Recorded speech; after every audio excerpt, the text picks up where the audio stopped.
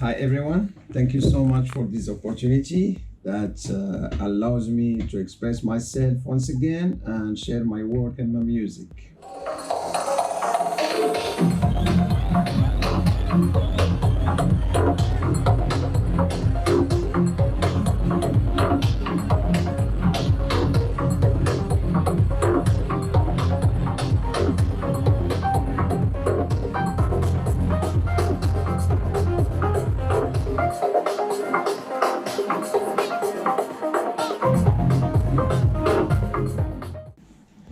Well, Jalil, Jalil B or Jabli, they are just different labels, to the same person, same personality, who is an artist who finally found his path, and he's doing what he really loves, which is music and especially electronic music.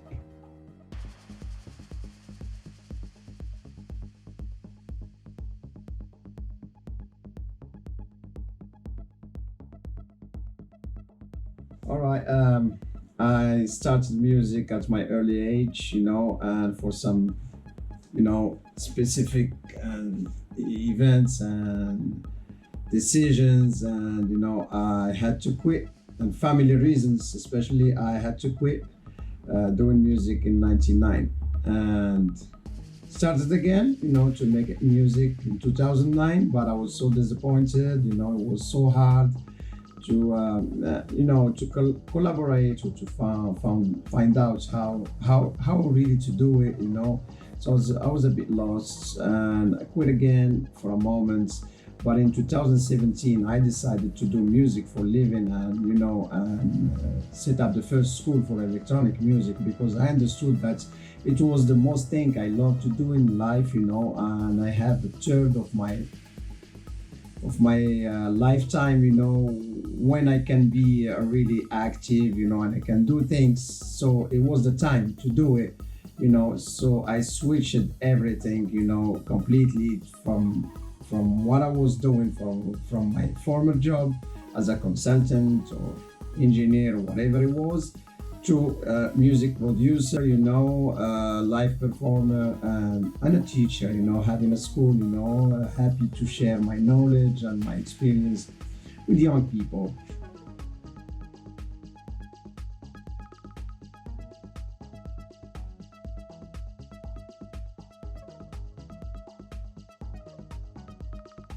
Actually, I don't know where I find my inspirations, because I don't have a regular source of inspiration. Like some can say, I get inspired when I look to the moon, or when I'm at the beach, or when I'm, I don't know, things like that, or when I'm doing sport, when I'm working, or whatever, or a moment. Actually, myself, if I talk about myself, or where I get my inspiration to make music, to express myself, I really don't know, because it's not one source. It depends. Every moment I can get inspired from different things. So there is nothing specific, or I don't have a source of inspiration. I have, I think, unlimited sources, which is a good thing. And I can allow me to do great things, and I believe that.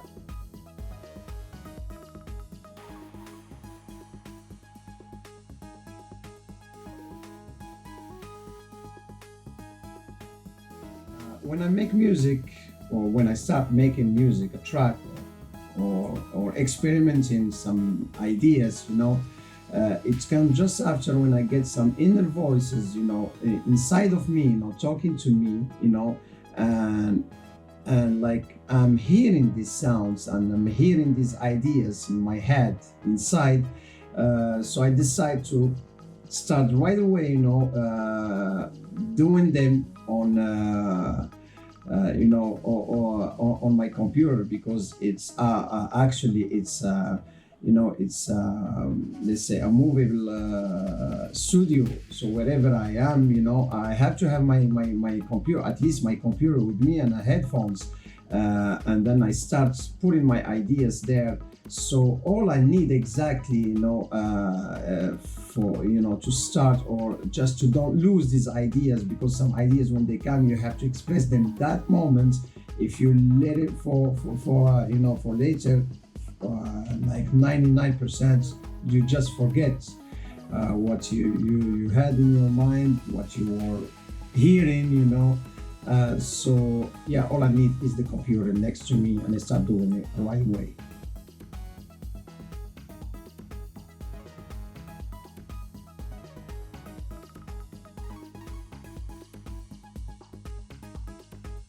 Well, arrangements. When I had some talks with different artists and producers, from everywhere, we all agreed that the most difficult parts in making music is the arrangements. And yes, for most of people, no, the arrangements is the most difficult thing. So there is a reason why it's the most difficult thing. It's because it's the only way you tell the story of this track you're making. Because when you're making a track, you're just telling a story. This is when you're making music. If you make music, is to tell a story. So the arrangement is the way how we tell the story, using words which are the elements, the bass, the groove, all the different elements, but how you tell the story is your arrangement. And I don't have, like, a process of arrangement, or a rule of arrangement. So it depends of each story. Each different story I think will conduct me to a different arrangement. And if you listen to my tracks, you will find out that there is no specific arrangement. It's not the same arrangement from a track to track. It's completely different. And each track, it has its own arrangements. It depends. The way it's telling its story. So it's different. It's not the same.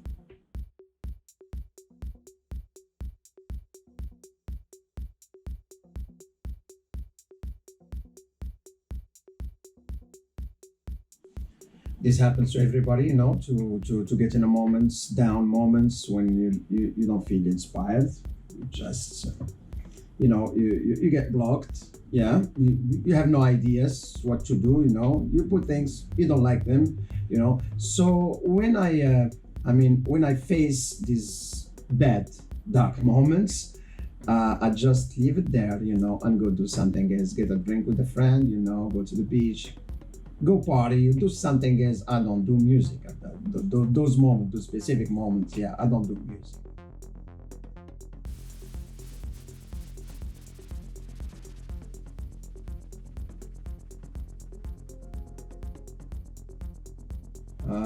I'm still doing many mistakes when I'm making music. Yeah, I always do mistakes. So, but there was one mistake, that made a nice track, Vertigo. So I was trying to use an arpeggiator for a lead, and then I did a mistake, and it creates one nice melody. So I took off the arpeggiator and I kept the melody, and it was a track. It was released in 2017, actually in my first EP with Engrave, named Neptune Voice.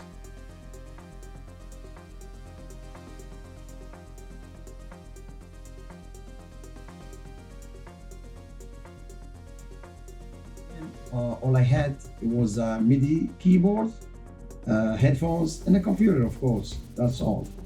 After that, I had a synthesizer. I think this one, this little bass, which is a nice double oscillator synthesizer, very nice of Moog. And then step by step, of course, I got many gears. Some of them are still working, some are already done, dead. Yeah, but I started with the computer, headphones, and a MIDI keyboard, and I made an EP with it.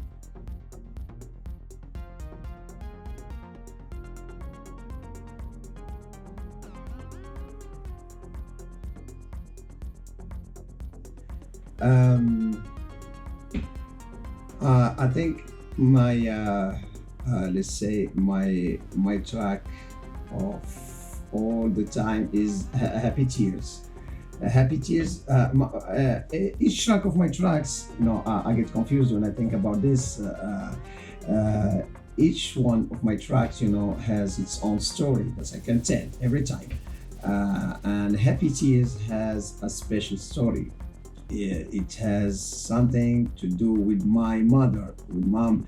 So it was one day I was worried about her health, and she called me to say that everything is okay, everything is perfect. I was so happy that my tears came out of my eyes, from this happiness I was feeling. So I was like crying and smiling, and it was so emotional. And I had only a keyboard next to me, and I made that melody, in this track, and it made this track Happy Tears, and I named it Happy Tears.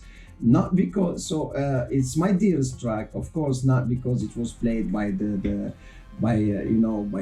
most relevant artists and DJs internationally, but or the groove or the melody because it tells me something each time I listen to this track, and I had some beautiful words from some artists, saying it's not about the track, it's not about the dance floor, it's about when I listen to it, even in my living room. That was the words of Mauro Musumeci.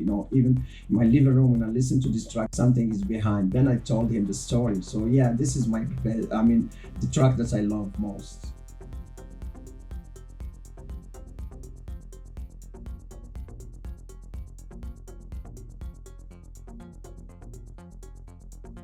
When a student makes a nice track, and I'm happy and dancing on it, I'm so happy, feeling so proud that I'm this. I feel this is gonna make me more than smile. Of course, it's that feeling I cannot describe. Uh, it's magic, when you're students, the people you start sharing with them, how to do things, and then they do it in a good way. You feel, it's magic, really magic.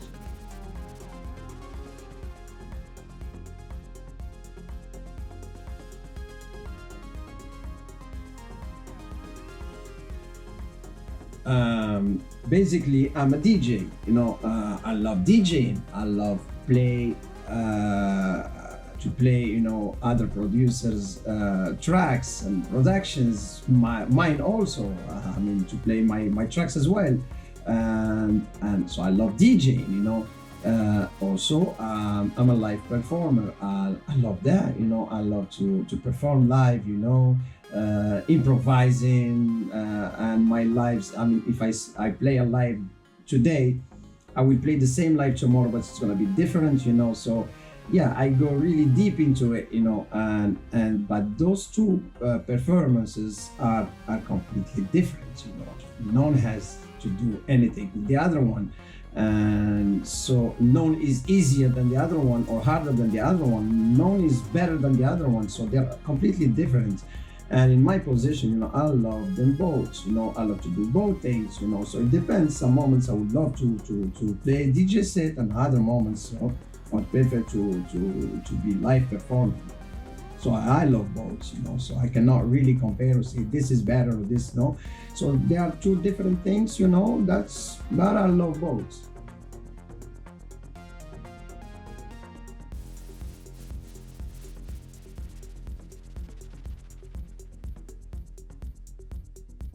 So actually, after all this break of more than a year and a half now, it's more. Um, so my urge is to make more music, release more EPs, and express myself more and play for people, and to be in parties again, and try to